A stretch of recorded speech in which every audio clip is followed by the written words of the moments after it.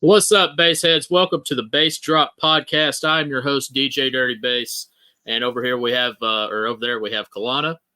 How's it going, guys? So we got another special guest this week.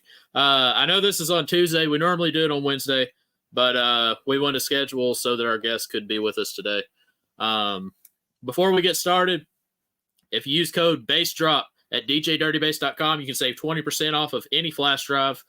Also, keep in mind we are a dealer for audio waste and resilient sounds. So and we also have financing available. So if you want to order your sub, you can finance with Affirm, PayPal Afterpay. I think we've got some other options in there too. But share the live if you're on Facebook, YouTube, whatever.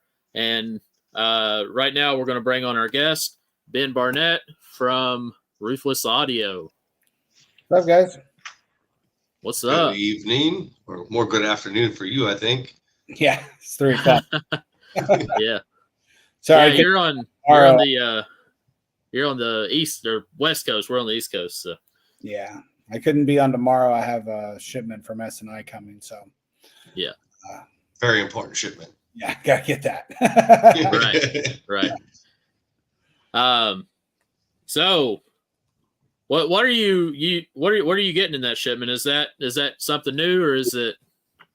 No, it'll be all pre-existing models. It'll be 250 10Ks. Oh wow! Oh yeah! All the power.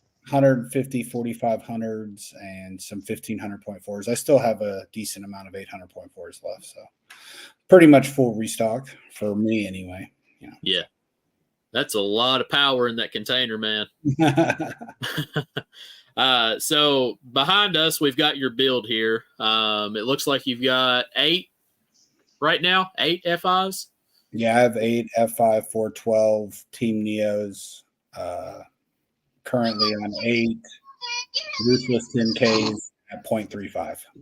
Yeah. And how does that do on the meter for the people that don't know? I just got the FIs in, just testing it in the parking lot of finals. I got it up to like a 70.4 at 90 vac, so probably around like 7,500 watts each sub. So I mean, it's seeing some power. The paper cones that are in there, are not liking the amount of power that I'm throwing at them, being able to wire to 0.35. Yeah.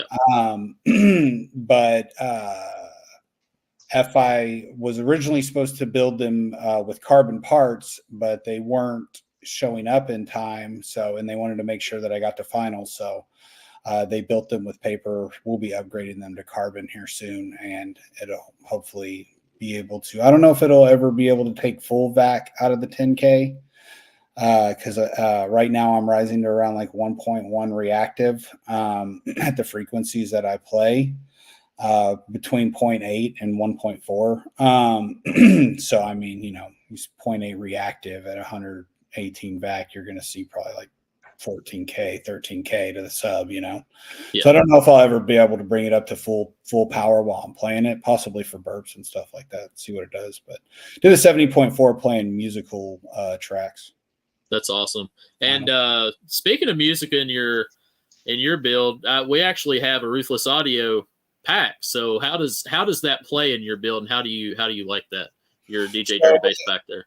Yeah, I like the pack a lot. It doesn't play in my build very well because I was originally with the JVS. I was wired at 1, yep. And the horn itself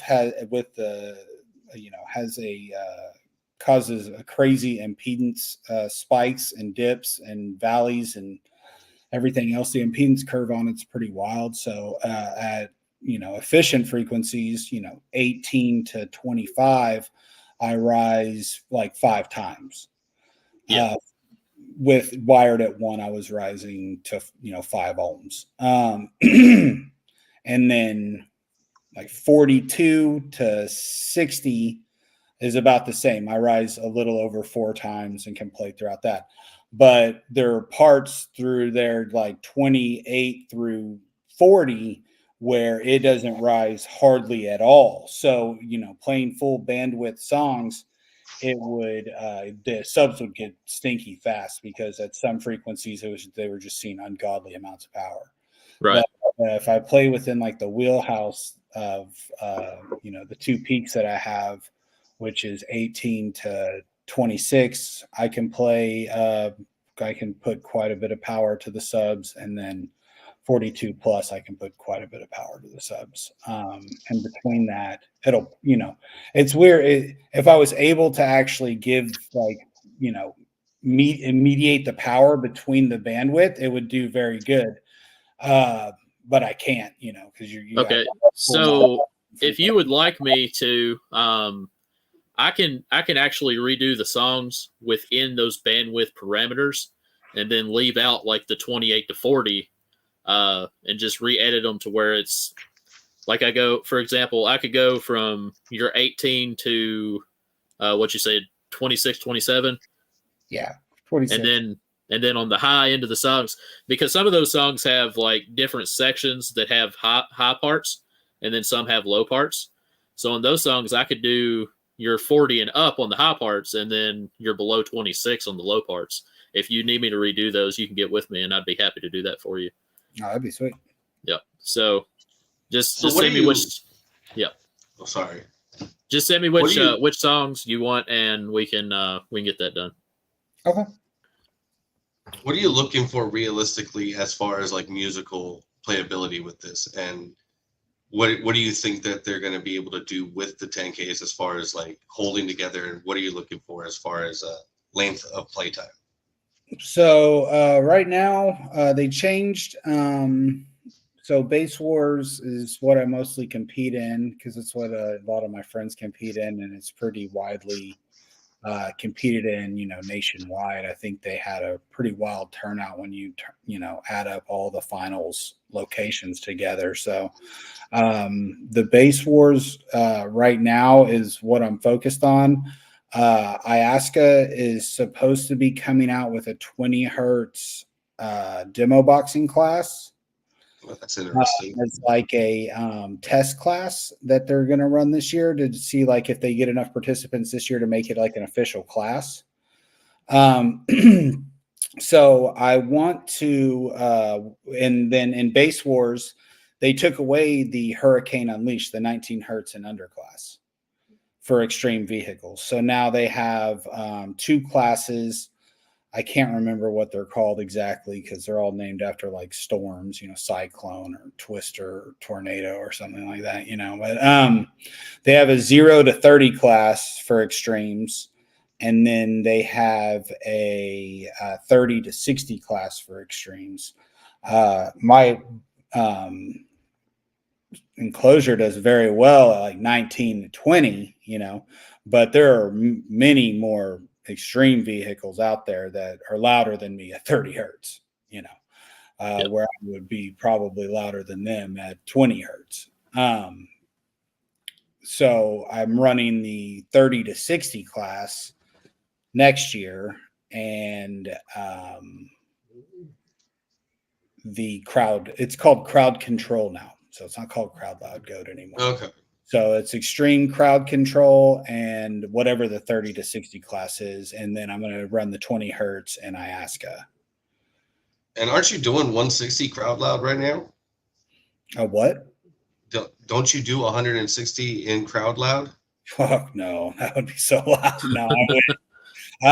At finals, oh, my bad, 150. I'm sorry. Yeah, finals I put up a 150.77. And then I backed it for the world record, which I think you're only supposed to that's only held at finals. You can only do a world record run at finals with like a 49.7 something or 40 something like that. But the first run, I was like doing some tests, and we got everything like the way that it was supposed to be, but I was standing in the door. So the first run was actually the 49 run, and then I moved out of the door and we ran it again, and it did the 50.77 with me because I was like standing in the pocket of the rear door. Mm-hmm. Now it didn't like that.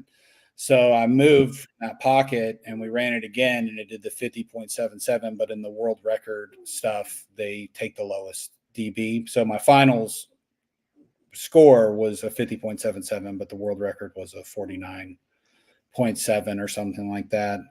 That's still hella impressive, dude. I I've want stood to outside of that. run it again, but the hearse died in the lanes 20 feet in front of the meter. So I had to run it. We had to push it the rest of the way and then run it on battery power. So we ran it with the car off. Wow. Okay. And that crowd loud, that's outside the vehicle, right? Yeah, it's 6 feet outside the vehicle. That's to do a 150 6 feet away from your vehicle is just absolutely ridiculous. That's crazy. As well in crowd loud. I'll be interested to see what Jace does this year, if he's competing in it, because I know he's making improvements, and I'm sure he didn't do a whole lot of testing. It's really hard to test these vehicles anywhere, like it's really hard. It's got to be real world testing you need. Yeah, I can't take the hearse anywhere and like test it. Like we've taken it to the mountains on my friend's like 40-acre, ranches and private roads. Like the cops aren't even allowed to drive to the house, but like neighbors still call and they're like, dude, what the fuck is that? Like, can you guys stop doing that? It's like shaking my house from like half a mile away. And respect for my homeboy, out of respect for his neighbors, is like, yeah, we got to turn it off. Like, I don't want my neighbors to hate me, So it's like you can't take these vehicles anywhere. So it's like incredibly hard to test something door open. Like a lot of these burp vehicles, like you could test those, in your garage if you, sound dead in your garage good enough and the car's built stiff enough. Like it's not going to make a whole lot of noise with both doors bolted shut, letting it rip, somewhere. Like you can test that in a neighborhood in your garage. Yeah. Not super hearse-sized doors. But my shit doesn't play with both doors shut. Like you have to have a door open. No one likes that shit. Now, I've never, you mentioned Jace Fennell. I've never heard yours, but at Slam, I did walk by his. And the pressure from his was intense even outside. And I assume yours is the same way because yours is like a horn. And horns tend to throw that pressure. So I could imagine, like, even from half a mile, you probably doing some wall shaking and stuff in people's houses. You can't. Yeah. So you got a lot of testing to do and, gains to find in that, but it's really hard to do in the parking lot, prior to the show. Yeah. And it's frustrating because you're like wanting your term lab to work and getting. I think this is a very overlooked portion of the audio that a lot of newcomers coming into the audio overlook. They don't understand the testing and the process that it takes to get these things at that level. Yeah, I think it's a whole nother level of the hobby. Yeah. But it's doing pretty good. Like I started, they had the season opener right after finals, and the car wasn't running, but we pushed it backwards into the lane because we just pulled it in front for the following show, and it was roasting out. It was so miserable. It was like 100 degrees outside for finals in California, and it put up, like in that 30 to 60 class, it put up like a 65.9 at like 1,500 RMS each sub. Oh, wow. So it should do really good in that class and in crowd control. So that's all I'm really focused on, and, going to shows and giving demos. Yeah. So one thing that I usually ask our guests at some point, what was your introduction? Like, what got you into car audio, and like, what was your first ever sound system whenever you first started out? Well, I mean, I've always had sound systems, like since I was in high school. My first sound system, it was Bazooka 12s on Bazooka amps in like 1999 or 2000, probably. Were they the Bazooka tubes? No, they were actual subs. Okay. Best Buy, or Circuit. I think I got them from Circuit City. I got them from Circuit City, and that was back when Circuit City had a 6-month return policy, and I ran them for 5 months and then took them back, and they were like, I remember Circuit City. Man, that was a place to go to. I like to tax check and spend it on that, and then spend all my money, and I was like, damn it, and then took it back and got the money back from my tax check, 18 or something. But when I bought a 70 Impala a while ago, and I wanted to put a sound system in it, and I put 4 8-inch Sundown SA. I can't remember what version they were of the 8s on a 5,000 watt sound digital amp. And I got really interested back in it again. And I had like a work truck at the time, which was a Dodge Ram. And I bought 2 Sundown X Series 15s and put it in there on like a Hyphonics 4K, because I didn't know that you were allowed to tell people lies when rating amps and be like, oh, this is a 4K. Right. It's a 1,200 watt Yeah, amp. I thought there were laws against that shit. I thought if you called something a 4K, like it had to be like a 4,000 watt fucking amp, you know? And it was big. So I was like, oh, yeah, this is like a 4K. So I put that system in, and then I changed that one, and then I upgraded it, and I upgraded it, and then I upgraded it, and then I finally walled it. That Dodge Ram with I think 2 18s and a 4th order JVF 3.3 18s. Still in the Sound Digital big amps. I ran Sound Digital and Teramps for a long time. Repairing the Sound Digitals was really frustrating because they would file all the numbers off the parts and shit. But then just kept upgrading that wall until I basically destroyed the truck with bass. I ended the last build in it was 4 JVF 4.0s on 4 Wolfram 9Ks at 0.5, and it did like a 61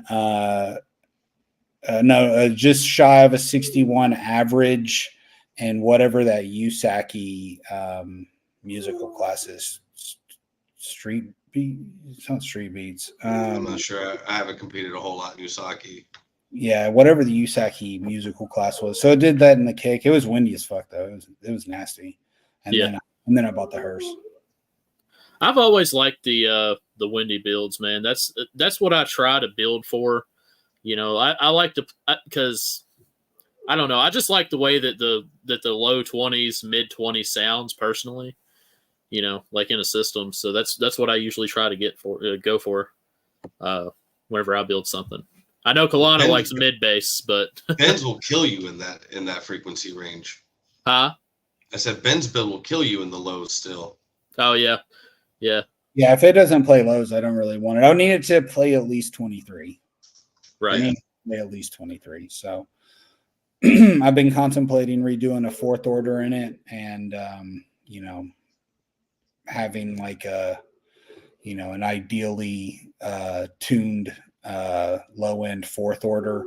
I'm, you know, some of the more impressive 4th orders that I've been in, like Penny Schwartz, you know, Penny still gets down to like 17 hertz. It's nasty. That's the dually van, right? If nobody has seen that yet. Yeah. Have you gotten a demo in it? I did. I was at Slam with you. I actually came and grabbed you. I was like, you gotta come get a demo in this thing. Dude, it sucked a pack of cigarettes out of my pocket and like threw it into the back of the enclosure. And I was like, oh, turn it down. He was like, is something wrong? And I was like, sorry, man. Like, this thing just threw a pack of cigarettes to the end of your enclosure, dude. And he was like, oh man, he had to like crawl in the all the way back there, get the pack and like all the loose cigarettes and shit, get them all together and bring them back out. And I was like, I'm sorry, bro. It sucked it out of my pocket.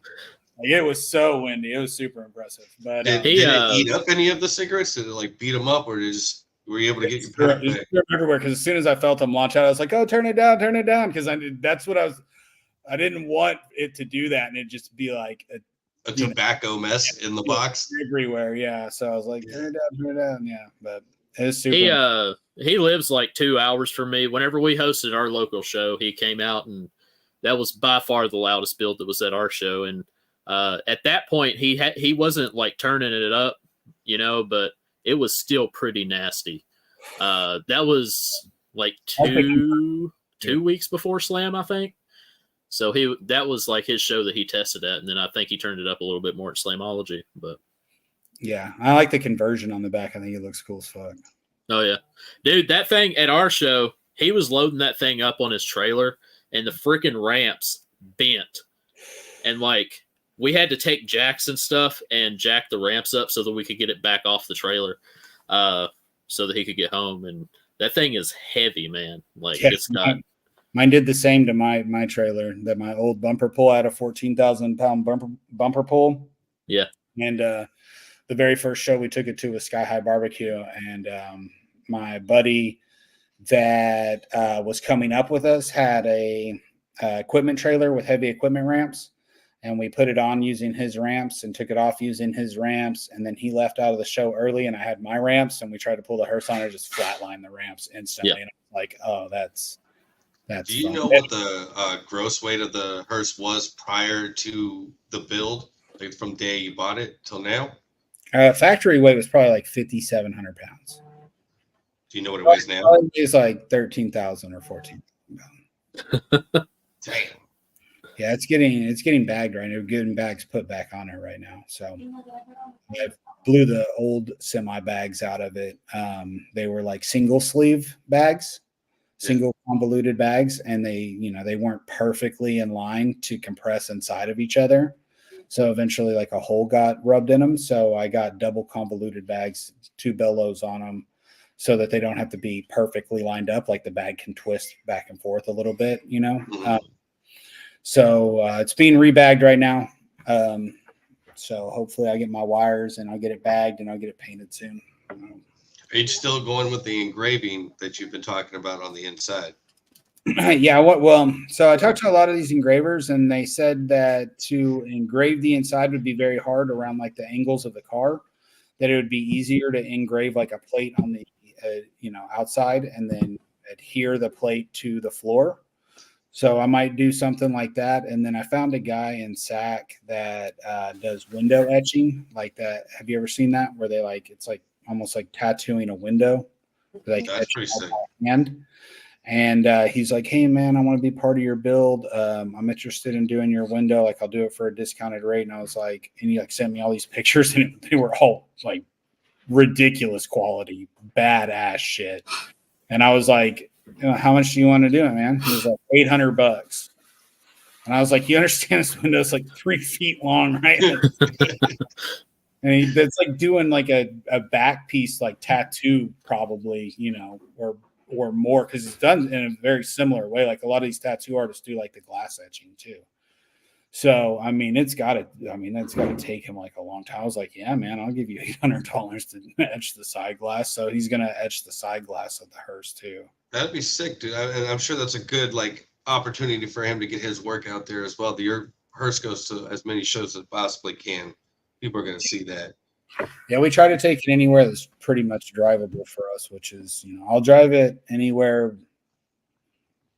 800 miles to somewhere 800 miles back. Are you saying that you drive the actual hearse? Trailer the hearse, like okay. miles somewhere and 800 miles back. All right, I was gonna say it. I didn't think that thing was drivable at all. Yeah, it drives off the trailer and drives back on. Right, which is more than I hoped for, because I bought a winch thinking there was no way anybody'd be able to pull that thing onto a trailer. Yeah, it pulls on its own accord. So, fantastic, great news for me. I thought I was gonna have to winch it onto a trailer every single time.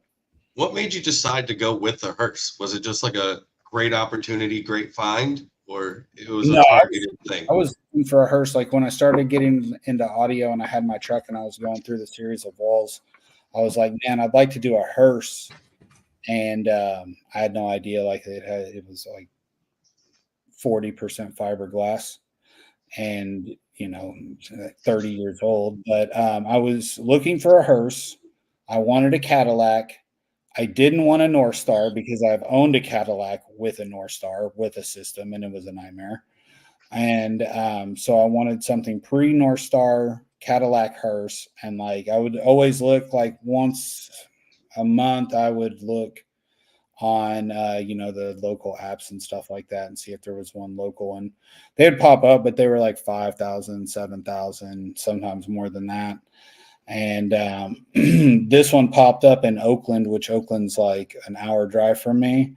And they wanted $1,800 for it. And I offered them $1,600 and they were like, come get it. And drove down there and grabbed it. Hell yeah. I always thought a wagon shape like that was the best shape anyways. Yeah. I always felt like the wagon shape of the vehicle, like just wagons, the hearse shape, just the way that they're elongated that way. I always felt that was the best shape for a base vehicle. Well, it's got a really decent structure to it. It's got like a Chevy SS frame, and it's basically a Chevy SS, a 1994 Chevy SS. Any Cadillac Fleetwood Brougham of that year is a Chevy SS frame with an LT1, the same thing that came in the Chevy SS. Chevy motor in it. So it's got a 5.7 liter 350 in it, fuel injected, runs titties. I haven't had any problem with fuel pumps. I've always wanted a hearse, man. I'd love to have one, not even just for a system, just, I'd just drive it around. But I can never find a good deal on one that is actually in good shape around here. Either the soft top, the soft top is just like completely gone, or it just doesn't run at all. And I can never find a good deal on one around here. But yeah, mine mine runs very good. It was in a very, very good mechanical condition, but it was turfed cosmetic condition, like completely fucked. I mean, it was fairly straight, like there weren't like dents and shit in it, but it was like you could see like 3 paint jobs in it. yeah, Like a bunch of the chrome was fucking missing. It was not looking very good, but you just got a new top on that thing too, didn't you? Yeah, Brett Baldwin put a new top on it when he was doing a bunch of upholstery work and 12-volt work on it. So bought a top online. It was like from like these limousine places, and they just ask you, if you want a single stitch or double stitch, and you tell them what stitch you want, and they make you a big old huge, huge draping piece of fabric, and you put it over the car and cut it and upholster it in. Like people want crazy amounts of money to do it, but my boy did it. Like he does it. His dad's an upholsterer and he does very good upholstery work anyway, but he was able to knock it out and it looked very, very, very good. The only thing he wasn't able to do is the back door. So like the cover on the back door, his dad was there and his dad was like, "What are you going to do with this?" And he was like, "I'm going to upholster it." And his dad was like, "I wouldn't." He was like, "If you break that window seal, like you're not going to get that window back in there." right. So he didn't knock up the back window of the hearse, so he didn't upholster the back. So I'm going to have probably the painter paint it with just some fabric paint, get it black again, because it's like, the rest of the top is all black and beautiful, and then the back door is all gray and haggard. John Hart said, "What's up?" He's actually our guest for next week. So if y'all tune in next week, we'll have John Hart on. Right now we got Ben on. Yeah. And I want to know what made you design the 10K the way that you did, because as we're seeing all over the place, it's proving to be a powerhouse and a force to be reckoned with. I feel like the amps are resilient as all could be. They'll take the abuse, and I mean, I've never heard a bad thing about a warranty issue so far. So what made you design it the way that you did? So when I first got into S&I, unless you have just like millions and millions and millions of dollars you're willing to spend with them, basically makes you buy from their catalog of amplifiers. So it was either full-size amps or compact amps. We got both. We decided to go with the full-size amps. Any amp that any Korean amp that I'm going to run, I'm not going to run it at 1 ohm. So I warranted them at 0.5. I had very limited failures, but the most failures that I did have was with the 8500. I mean, just like you would with most brands, as the amp board gets larger, the failures get higher. I didn't have a lot of failures with the amp, but the ones that I did, people were wired down pretty low. It has 2 400 amp transistors in it.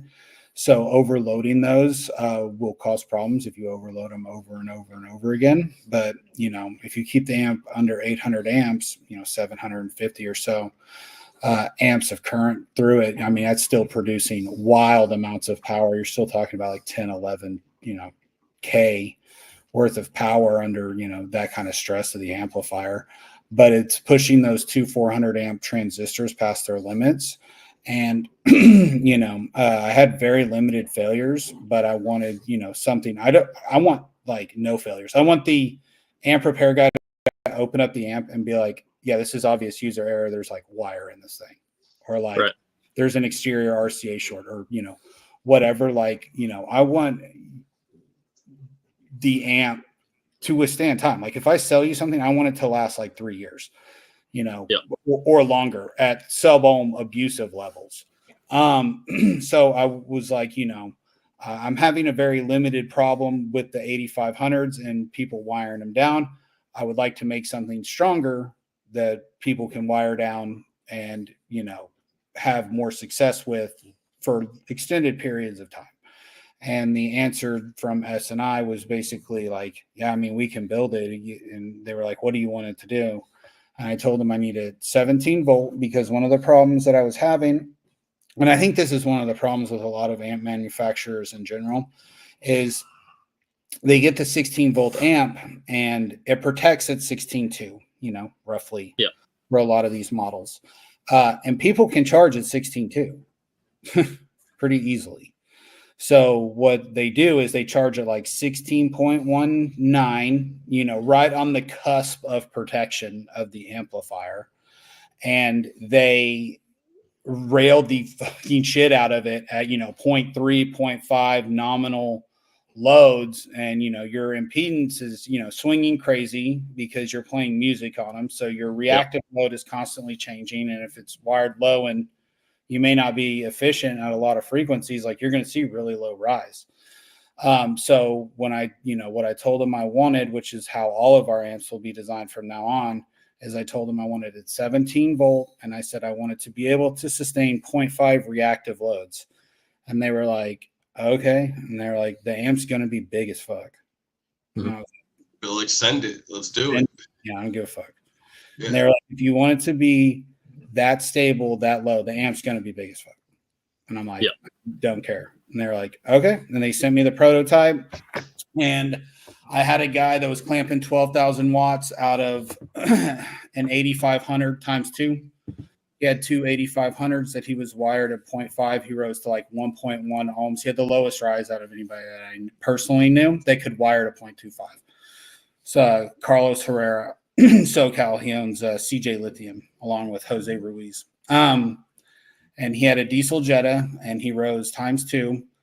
And I told him, hey, I want you to take, put this 10K in the back of your car, take your 2.5 leads, wire them down to 0.5, wire the amp to 0.25, and, see what it does. Yeah. So he clamped 15,600 watts out of it at 0.66 reactive, 10 volts down under clipping, like 13,200 at 0.78. He only rose to 0.78 at its most efficient, from 0.25 to 0.78 after making some changes to the enclosure and stuff. After getting it, was able to get his rise a little higher. But the amps only saw 0.25 to 0.78 their whole life. And he beat on them for about 4 months, and, taking them to all the shows, clamping them, testing them. He's big on testing stuff. So, really put them through their paces. The thing was seeing like 0.3 reactive loads at 23 hertz to, his more efficient points. He was seeing 0.78 after doing some work on the enclosure and cabin.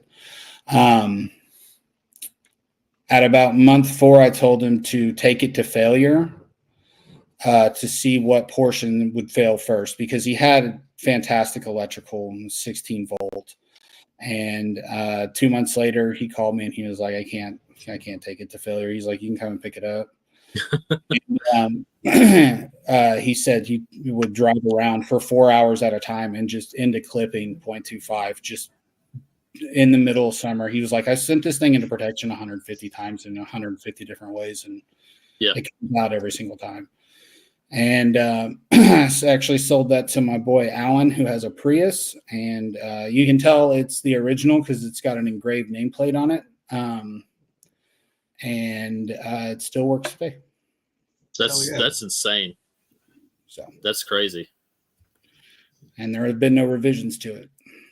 So the first one's out of production, it's the same ones now, it's the same ones that'll be arriving tomorrow. So, right. Well, somebody was asking, what is SNI? Can you explain to some people who may not know what that is?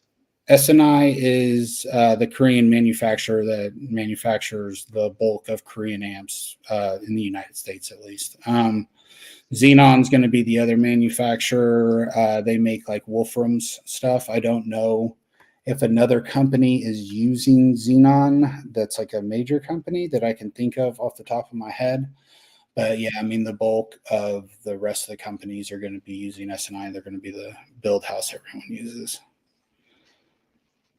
And then they also have a Chinese SNI China. Yeah.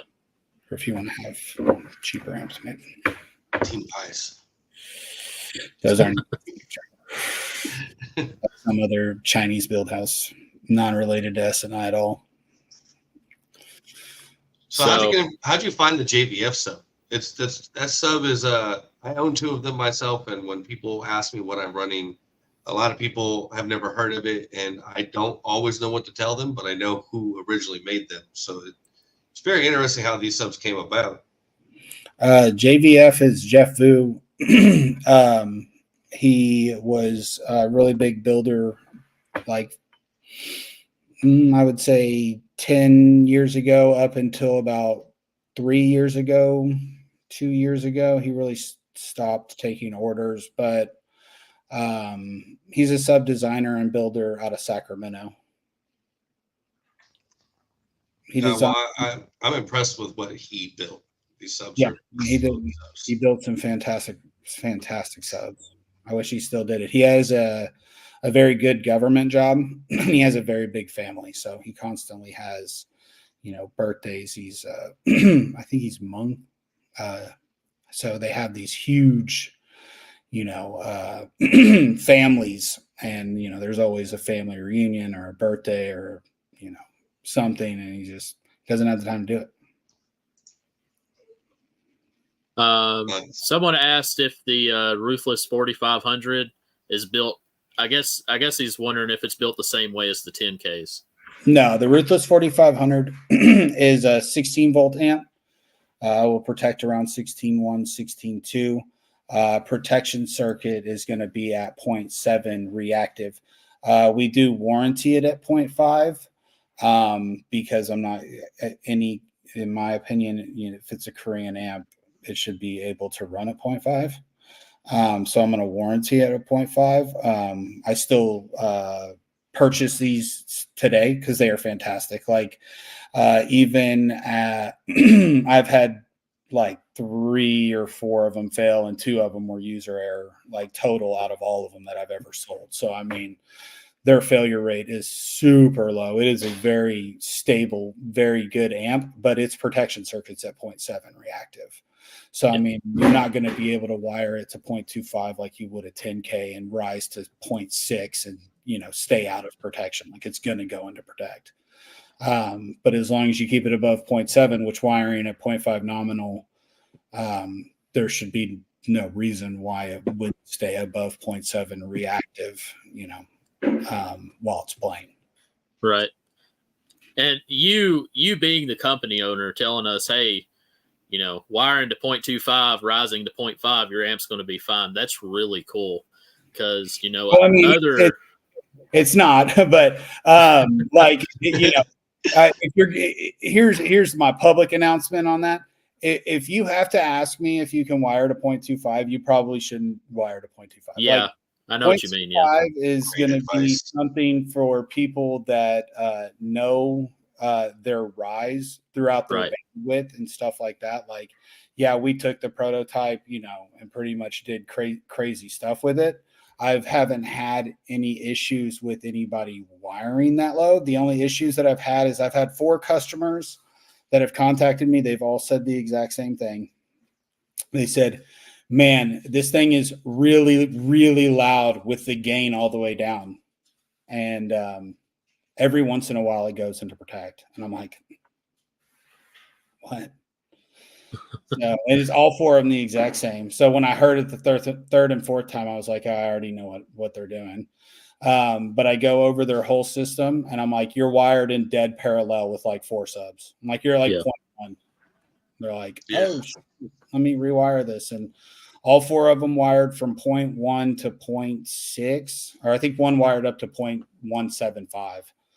And they all rewired. Amps all came out of protection, and they all still play today, as far as I know. I've known somebody who did that exact same thing. Yeah. And it went into protect at 2.5 and it came out, and it happened to him like 3 times. And it still came out and it still works to this day. It's a testament to how strong those things are. Yeah. So, I mean, I certainly don't recommend you wiring it to 0.25. You don't know what you're doing. Like, you can definitely blow it up if you wire it to 0.25. Most definitely. Very minimal rise and just clip send hard clippings waves through it for extended periods of time. I'm sure you'll get there, but if you know what you're doing, like I have probably 25 customers or more that are wired to 0.25 to 0.35. Right. I myself own 2 of them currently, and I plan on, if I get it building and playing before I buy the 3rd one, I'm going to run each one at 0.33. So I've got the electrical to back that and be able to make sure I'm staying within my limits. And I think the answer would be 100%. The thing is, you have to have the electrical to be able to support it. I mean, amp efficiency, when you're talking about seeing like a 0.6, 0.7 reactive load, is not great. It's drawing a lot of power. Lot. Well, any amp is. It's seeing a load that low reactive. But yeah, I mean, if you got the battery for it, but that's what I get all the time is people hit me up and they're like, "Hey, man, I accidentally bought 2 D1s. I can wire to 1 ohm or 0.25, and what should I do?" And I'm like, probably wire to 1 ohm. Yeah. And they're like, that's good advice for somebody who's asking you. And they're like, they're like, I have a 370 amp alternator and like a 48 amp hour headway. And I'm like, yeah, wire to 1 ohm.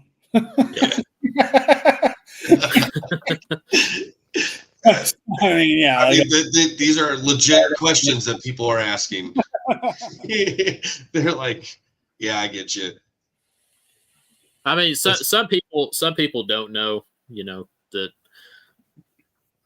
that's not okay, but because they're hearing it here first. Everybody has a different understanding of, the competition, and I feel like someone like you, for example, Ben, a lot about like the electronics inside the amp, and like exactly what your voltage needs to be set at and all that. Some people don't know how to do all that, so it's like a learning process, and there's nothing wrong with that. There's nothing wrong with asking questions about it. Because we all got to learn, the same. Yeah. And I mean, anybody that's wiring to 0.35, 0.25, we've done it before and fucked up. Yeah. You are shortening the life of the amplifier without a doubt. Like, if you want something to last forever, don't wire to 0.25. And that's the same with, any electronic component like subwoofers. You can't run subwoofers at 4 times RMS for like 10 years, For example, like some subs, I've seen subs that are like 10 years old and they're still playing, but they're at RMS or less. And, you can do that. But if you're going to wire them to where you're receiving way more than what they're rated for, it's going to shorten the life of them. 100%. And that's who I build for. When I'm having amps designed, it's for competitive car audio. Yeah. Like, people buy them outside of competitive car audio, fantastic. Like, you're going to have a very difficult time destroying it, but I build this stuff based on, people that are going to destroy it. And exactly, when I'm having something manufactured, I want to know, what can we do to this amp to make them not destroy it, and that's all I'm really focused on. Whatever it does on a dyno is whatever it does on a dyno. I don't really care. I want it to be reliable as fuck. Exactly. Super reliable. And as I would consider myself a standard consumer, because I don't really compete and wire super low. Like I'll wire to 0.5, but that's the lowest I will ever go. So whenever I see competition guys wiring to 0.25, I'm like, yep, that amp will work perfect for me. So that's one of the reasons that I want to switch to, the 10K in Ashland's car. And because I know that it's going to work for me. Even if I decide, hey, I want to wire it to 0.25 one day, throw it on the meter, see what it does, I know I'll be good. But, musically, I'm going to be listening to it at like 1 ohm 0.25. Even if I can run it super low, I'm not going to, because I prefer efficiency over, having everything wired in the dirt. But yeah, and a lot of people are like, "Oh man, you're wired to 0.35. That's super low." And it's like, you got to keep in mind, like, I take this vehicle out like maybe 8 times a year. Yeah, play it. I don't play it every single day. I have a daily that has a 2300 in it.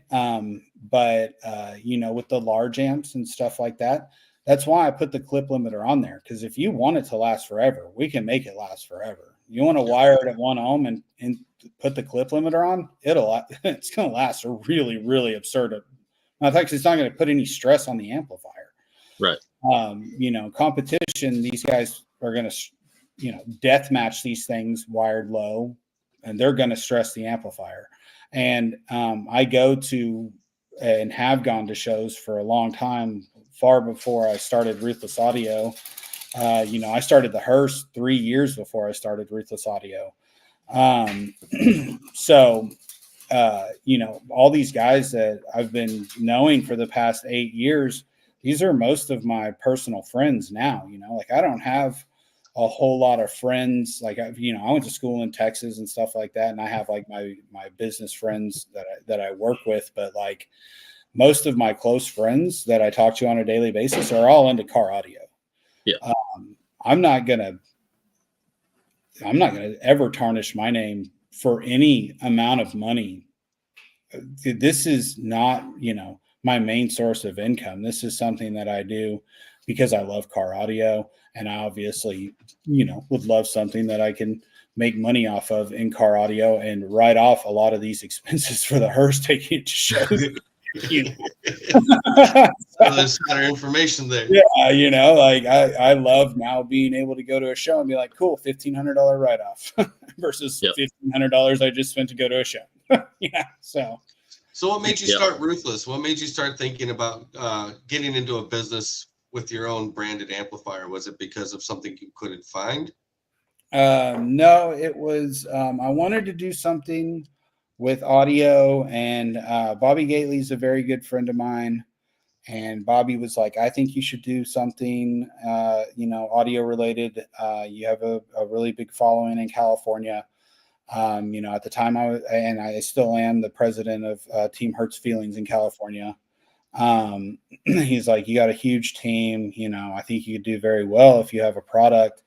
And I talked to Jonathan Patrick, and Jonathan Patrick was basically like, you're a bitch if you don't do it. And I was like, all right. Yeah. So Bobby was able to use some of his connections to get me into contact with SNI. So I contacted SNI and I ordered the prototypes, and we tested all the prototypes, and we found the ones that we liked. And we started with that, and we started with like I think it was like $165,000 order or something like that. Yeah, because it costs a lot of money. Like, people think that you can, like, this. It's not Alibaba. Like when you contact SNI, like you have to buy, minimums, and then when you're buying the minimum of something, and you're paying to ship it over here, and then you're paying for it to dock, and then you're paying another delivery fee for them to deliver it from port to you, like.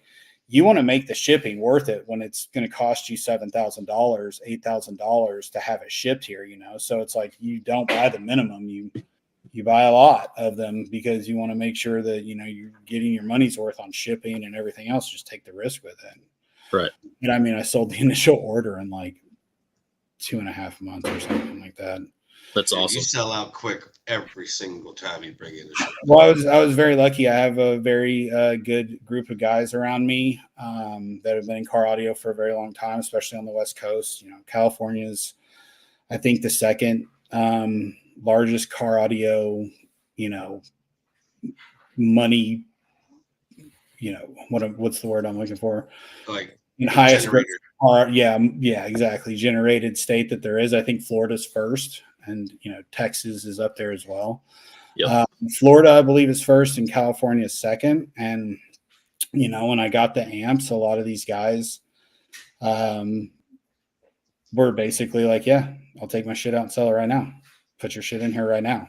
And so I was able to get into like quite a few fairly large builds very quickly. I was able to get in probably like 7 or 8 very large builds that had 4 to 8 amplifiers in each build very quickly, and establish a decent social media. And I try to stand behind it, and I try to make sure everyone's happy. Obviously, like a lot of people aren't always happy. Like I do get customers that are not happy, that blow their amp up from exterior RCA shorts, and I'm like, they're like, "You're not going to warranty my amp? It's under warranty." And I'm like, You hot swapped it.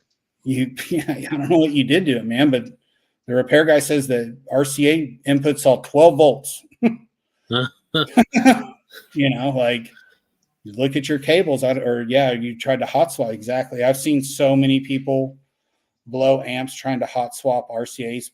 Please turn your amp off before you pull out the RCAs and put RCAs into the amp. I've personally made that mistake before, and luckily I've never blown anything. But as soon as I pull it out, I'm like, "Oh, shoot, I shouldn't have done that." So I have to go back and check the protection and everything. And I'm like, "Oh, thank God." But luckily I've never blown an amp doing that. It's an easy mistake to make. I know that, Kalana, you've made that mistake before as well. One time. And learn from that one mistake, and you don't ever do it again. Yeah. And I try to help people as much as possible. Even like, I get amps all the time where they send them into repair, and the amp guy opens them up and he's like, "Bro, it's just caked with wire, bro. Like there's so much wire in this fucking thing."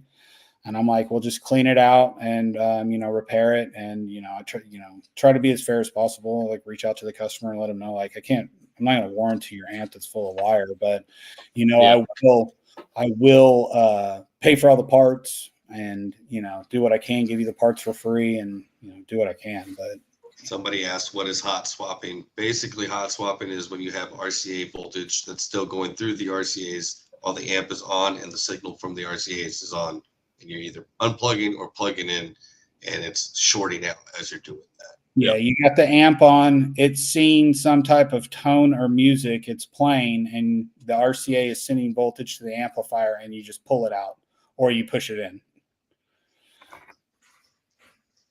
Turn your amps off. That can definitely toggle cause switches. damage. I love toggle switches.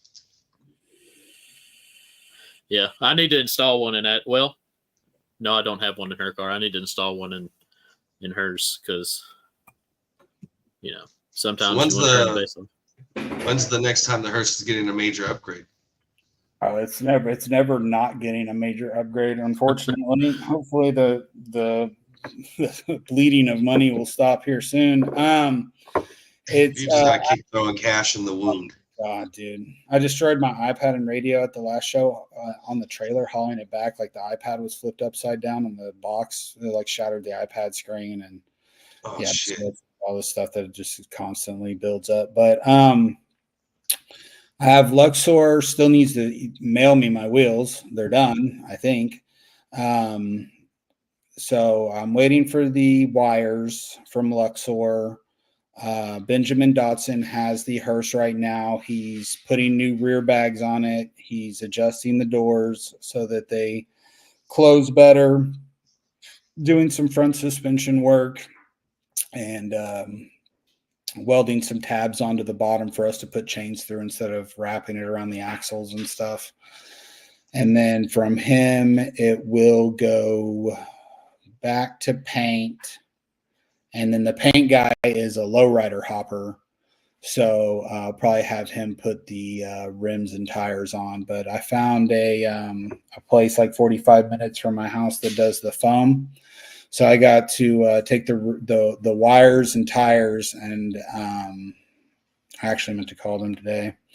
Call them tomorrow. And have them foam fill the tires. They said it's like a 5-day process. So having them foam the tires, and then they'll be ready to mount. So you're gonna have wires. So you're gonna have solid tires then, or? Yeah, it should be like a forklift tire by the time it's done. Okay. And the wire rims are going to support that weight? I mean, I assume so. Like the hopper dudes, they hop those wire wheels on those cars. That's true. Yeah. All the way backwards, and then like, bam, bam. That is true. You know, and the current transports that I have on it are rated for like 1,500 pounds. So, I mean, I'm assuming it'll do that. You know, and you know, I don't drive it or anything, so as long as I can pull it on and off the trailer, I'm perfectly content. Right. That is a lot of weight, though. I'd be scared, like you hit a pothole going down the interstate or something, and all that weight smashes on those tires. You know, that'd be. I don't know. The transport wheels, we took a like a strap and threw it around the back of the hearse and like ratcheted down the hearse onto the wheels like super hard, and they didn't like do anything. So we're like, they've been on there for I don't know, like 6 or 7 months probably. So then they're super cheap transport wheels that are painted red, so should be fine. Right. Do you ever have plans to go bigger than the 10K? Would you ever consider putting out something with more power? If they made good versions of it. Do they not offer any good versions of, like, you know, let's say 20K boards? I mean, not in my opinion. They're good, but you have to treat them within the parameters that they're designed for. You know, the 20K SNI board is a full bridge board, so it's internally strapped. So, like, you don't wire it to 0.5 and expect it to last, you know, a crazy amount of time. You wire it to 1 ohm, what it's rated for, and you have, you know, a decent amount of rise, 2x or more. It's gonna do very well. But I mean, it's, you know, it's very big and it's full bridge, and they're very expensive to repair. And, you know, people, when you tell somebody, you know, this is a Korean amp, you know, most people that are familiar with Korean amps are like, cool, I'm going to wire it at 0.5. Right. Yeah.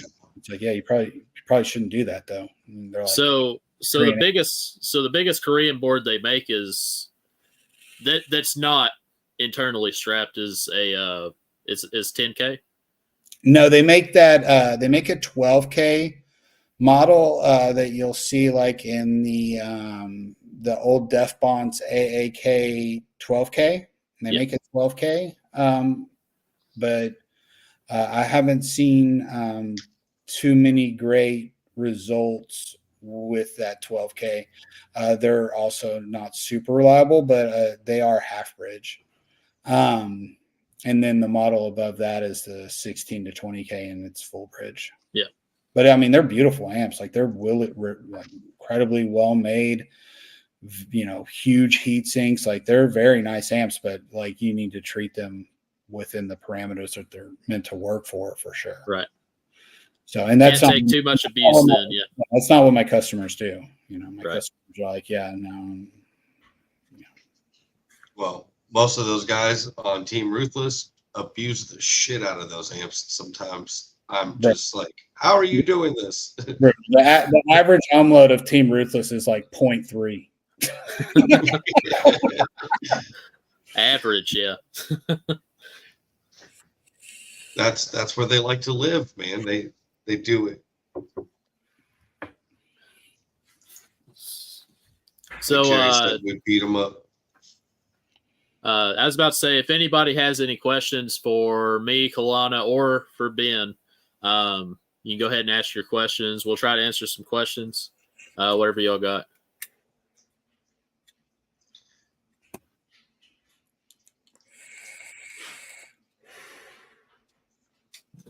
I'm just looking at the comments right now.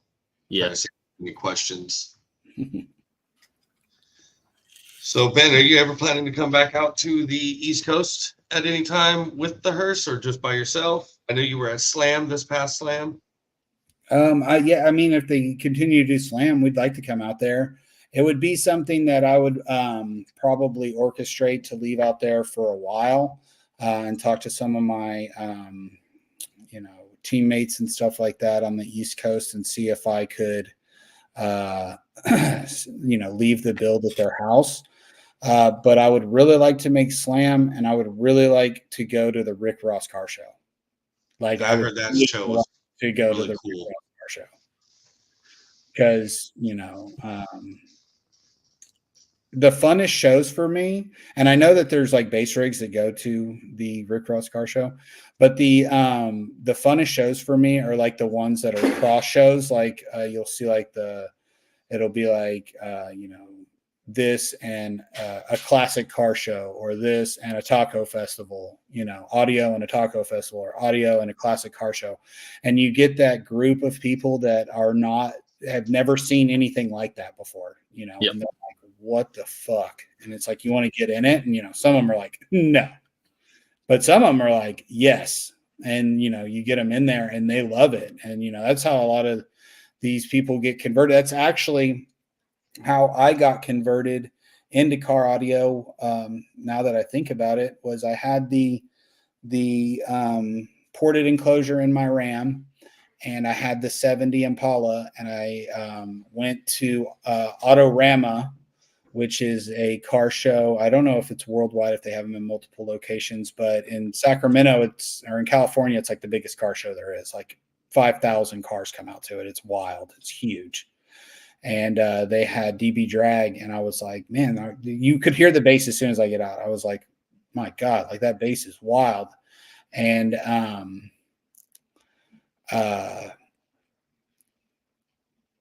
I walked over to the bass portion, and John Nolte was out there. I don't know if you guys know who John Nolte is, but about 7 years ago, he had 4 Sundown.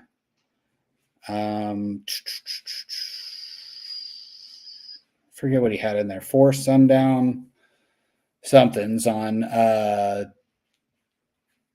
2 Sound Digital 20Ks or 4 Sound Digital 8Ks or something like that.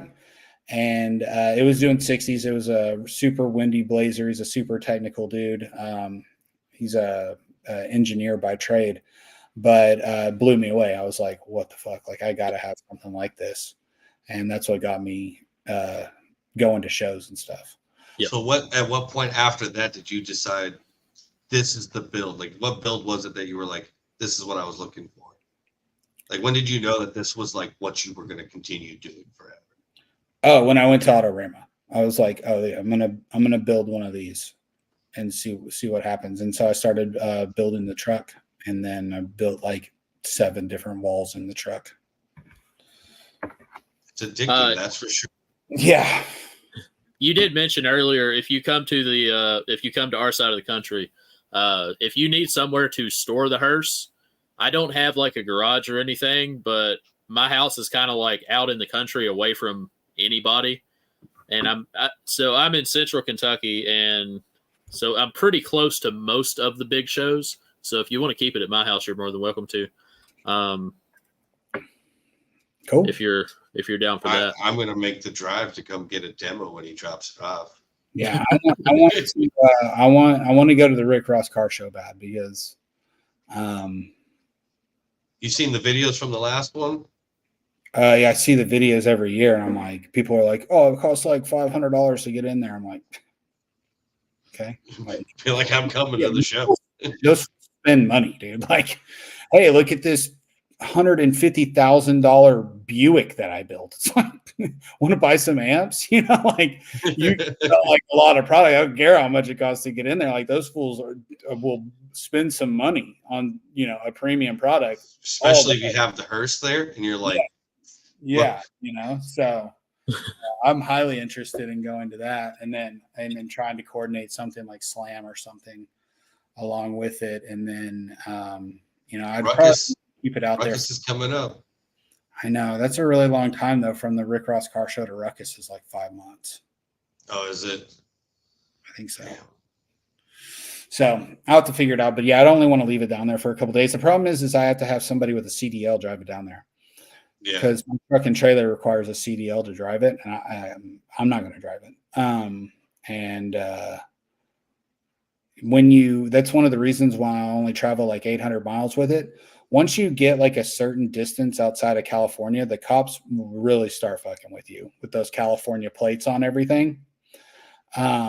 the Somebody said California. that they want Ross to purchase. They bet Ross would purchase the hearse. I would love to get that full demo and get it on video for sure. That would be a I'm badass gonna video. have the DJ Dirty Bass rebate. I have like no Rick Ross. I think I'm gonna get you to do like 3 songs, and I'm just gonna turn it on as loud as humanly possible so he can hear it inside his White House. Hey, I'll get it done, man. Send over the song. I'll get it done. Play that, and you'll just see him coming out later. Be like, "Who the fuck was that?" No, I want to take it there.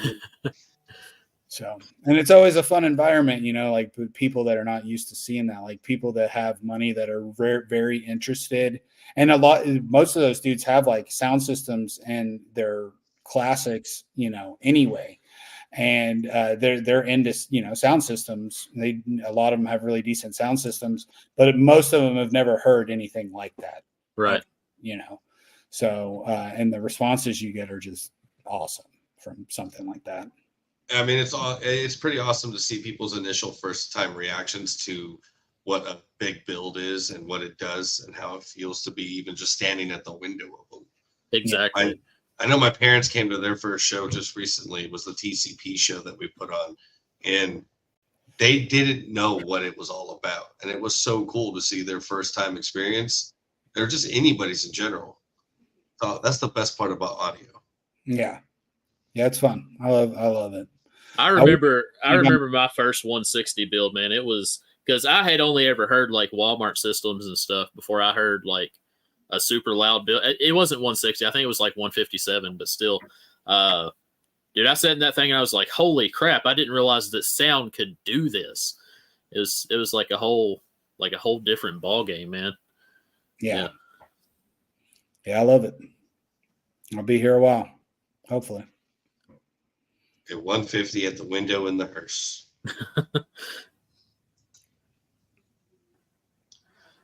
But it's doing 150s 6 feet away. Yeah, I did. So we had a show for my friend Francisco, who passed away, a memorial show last weekend, and a lot of people. Santa Ana wins. Yeah, and I was like, I'm just gonna do my runs for points in the lanes. And then I'm going to go demo. So I'm like not going to run it in the lanes hard at all. And I did like a 65 something on 1500 watts at the show after finals. And I put it in there and ran it at like 300 watts or something like that. And it was doing like a 54 at the door. I just threw the meter in the car and it like came back and like snagged the around the cover of the gas pedal right at the front of the door. And I was like, nah, it's fine. Like, I didn't care what I put up because I just brought it to demo it, you know, and I turned it on and did like a 54. I was like, that's nasty. Someone apparently asked about sodium batteries compared to lithium. I'm not sure. I've never messed with sodium, but I know that lithium's good. But do y'all have any experience with the sodium batteries? I have no experience with sodium. I have 0. I run Insight. Yeah, every sodium configuration that I've seen wouldn't work in my build. It would be too tall. Mine was set up for C-Maxes originally, so I need a very short cell, and I don't know of any sodium cells personally that are like that. So I personally have 348 amp hours of SCIB 2.9s. I have 348 amp hour of SCIB 2.9s. I have 174 amp hour on each side of the car. And awesome. How many alts do you have? What are you charging? 2. I have 2 Brand X full billet 425s, and it charges at 15.9 right now. And demoing when I have the alts running, like I've demoed it all day for Francisco's thing and never dropped below like 15.5. Damn. Yeah. It holds. I did the runs for finals on straight car battery and died in the lanes in front of the meter. And we tried to start it like 50 times and ran the compressor. We were like, oh, maybe it's because it's on this incline. Like, let the bags out and see like if the pump will get submerged in gas. So like, let the bags out. Wasn't that. So I had to raise the bags back up to drive it or push it back into the lanes. So by the time I got into the lanes and actually ran the classes, it was at 15.2. And then when I left for the day after doing 5 musical runs, it was at like 14.8. I dropped 0.4 on just battery power. Been hearing a ton of good things about those skibs. Yeah, they're great.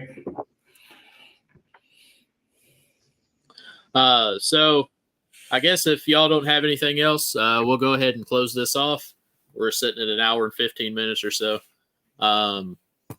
Before we go though,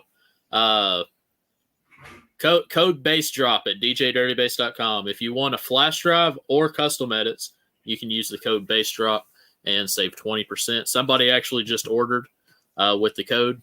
So if you want to join him, that will be active until midnight tonight. Any day that we do the Bass Drop podcast, that code's active all day. So, and Ben, where can people go to get your amps? Ruthlessaudio.com. Also have a ton of dealers. If you know somebody, I'm sure that somebody knows somebody who's a dealer for Ben. Oh yeah, 100%. You ain't looking for new dealers, are you? So we have like a max amount of online dealers. Right now, we're just taking brick and mortar shops. Okay. I know I talked to you previously, but I didn't have the money to get started. But at some point in the future, if you want more dealers, I might reach out to you. I'll watch your page.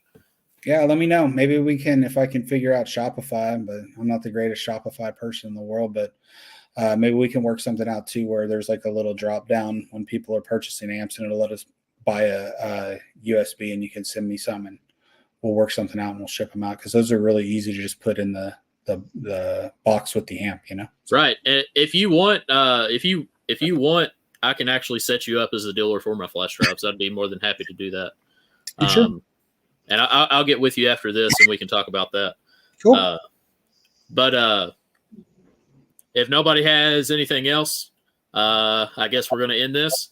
So thank you for tuning in to the Bass Drop Podcast. And don't forget to drop the bass. Cool. Have a great day, guys. Appreciate it.